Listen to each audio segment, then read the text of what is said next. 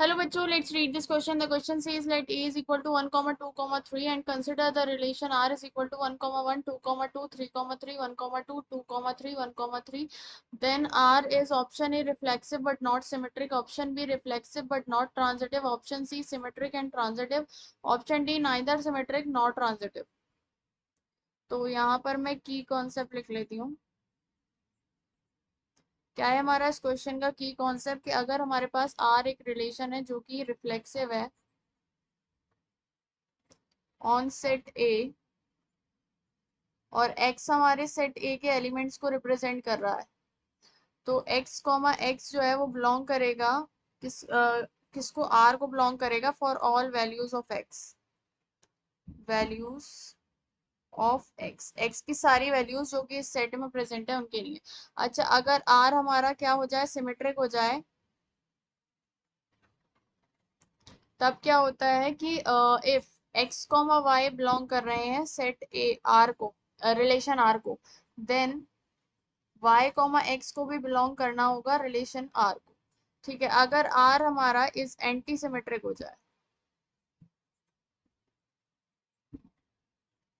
Sorry r हमारा क्या हो जाए, ट्रांजिटिव हो जाए, ट्रांजिटिव.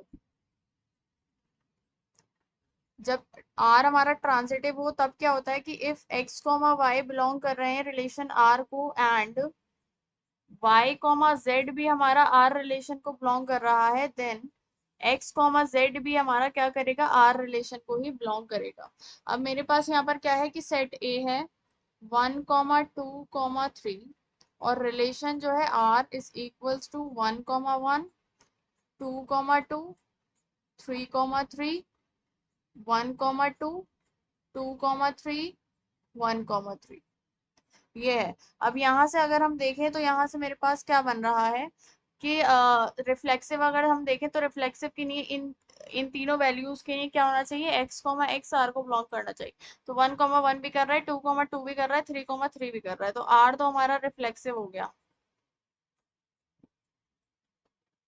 ठीक है, अब हम क्या चेक करते हैं, अब हम सिमेट्रिक चेक करते हैं. तो सिमेट्रिक के लिए क्या होगा कि यहाँ पर मेरे पास क्या 1 कॉमा 2 तो r को बिलोंग कर रहा है, 1 कॉमा 2 बिलोंग कर रहा है हमारा रिलेशन r को, बट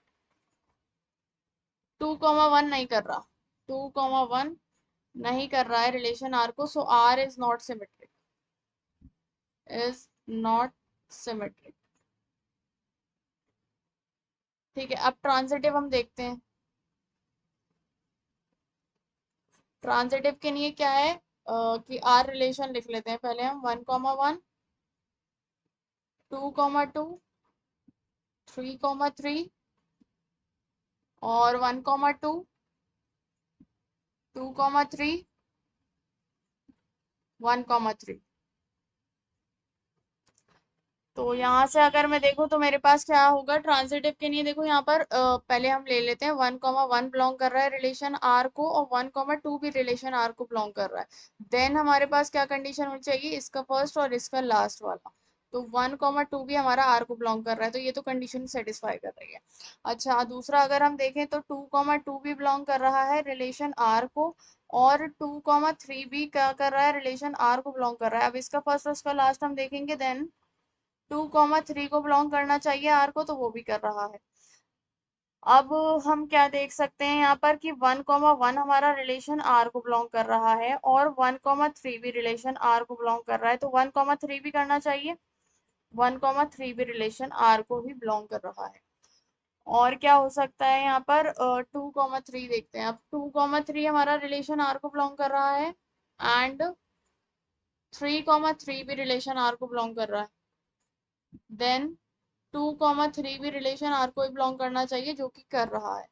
और हमारे पास और कोई तो कंडीशन नहीं बन रही, 1 कॉमा 1 भी हो गया, 2 वाला भी हो गया और 3 वाला भी हो गया. सो यहाँ से मेरे पास क्या पता चल रहा है कि r जो है ट्रांजिटिव है, r इज ट्रांजिटिव.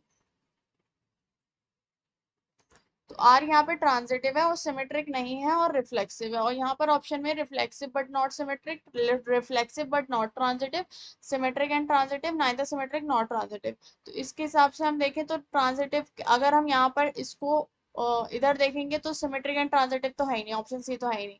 रिफ्लेक्सिव तो है लेकिन ट्रांजिटिव भी है, तो बट नॉट लिखा है तो ये भी नहीं हो सकता। नाइदर सिमेट्रिक नॉट ट्रांजिटिव, ये भी नहीं हो सकता क्योंकि यहाँ पे ना तो सिमेट्रिक है ना ही ट्रांजिटिव, ऐसा नहीं है, लेकिन हमारा रिलेशन ट्रांजिटिव तो है। ऑप्शन ए में क्या है, रिफ्लेक्सिव तो है लेकिन ट्रांजिटिव नहीं है। हाँ ये सही है। So the final answer is option A, reflexive but not transit but not symmetric is correct.